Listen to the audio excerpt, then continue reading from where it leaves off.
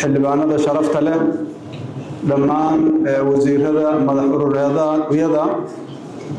senatarada bahda saxaafadda martida sharafta badan ee halkan fadhida assalaamu calaykum waraxmatullaahi wabarakaatu salaan kadib waxaan rabaa inaan u mahad celiyo madaxweyne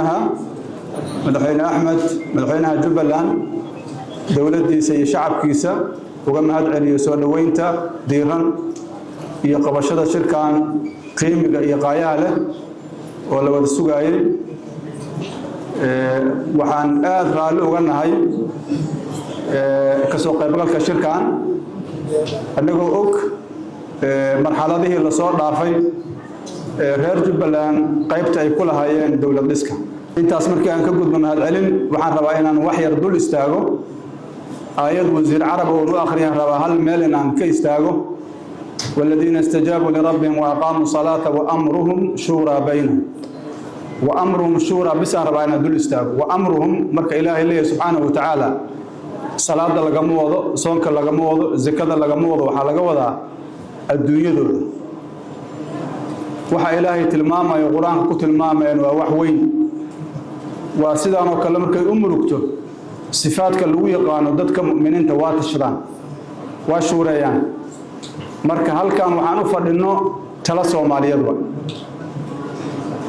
maxaa yeelay maanta meesha xaaladdu ay joogto tale u baahanta waxay tala ugu baahantahay waxaan soo gaarnay marxalad kala guura oo dawladda mandatekooda uu dhamaanayo u baahan inaan isla garanno sida aan dawladda ku xigto u dhisanayno taas marka waxay ku xiran tahay talada dadka Soomaaliyeed waana sida aan ayada ka fahmayno taas halkaas aan ugu gudbay dad badan oo Soomaaliyeed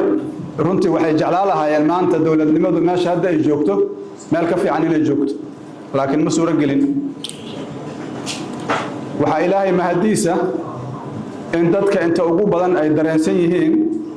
in loo baahan yahay talo waana tan keenaysa dad badan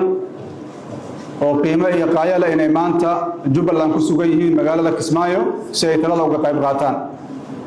kuwa badan ay filayaan maxaa ka soo bixi doona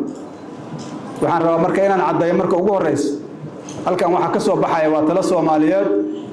oo diiradda lagu saarayo qarannimada Soomaaliya maxaa noo hagaagsan maxaa naga khaldan siyaasad ahaan amni ahaan duruufta dhaqaale dalka ka jirta iyo abaaraha arrimahaas oo dhan waxay ku jiraan ajandayaasha shirka waana dhammaantood wax wada muhiima dadka meesha fadhiya oo ilaahay fursad siiyana waajib ka saaran yahay inay taladooda ku biiriyaan waxaan rabnaa marka waxa la socotiin dad badan oo halkan fadhiya waxay isku dayaan inay talooyin badan gaarsiiyaan madaxda qaranka gaar ahaan madaxweynaha arrimaha ku saabsan dastuurka arrimaha ku saabsan amniga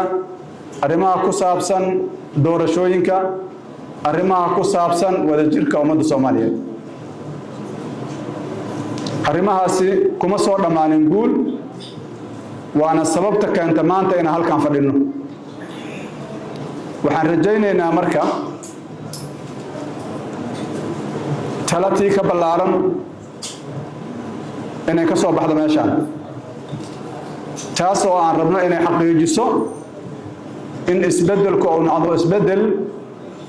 aan dhib lahayn xanuun lahayn dib u dhigin dalka hore u socodsiiya ka jawaaba baahida dadka Soomaaliyeed ay u qabaan dawladnimada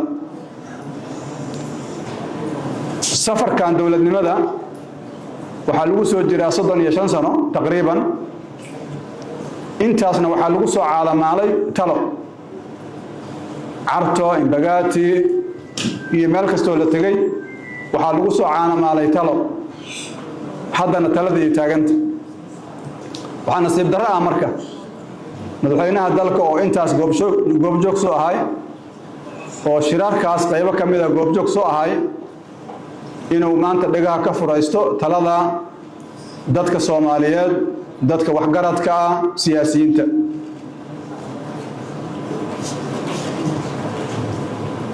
dawladnimo waxay ku dhisan tahay dastuur iyo heshiis qaran sidaan wada ognahay waxaan wada ognahay dastuurkii xaaladiisa meesha ay marayso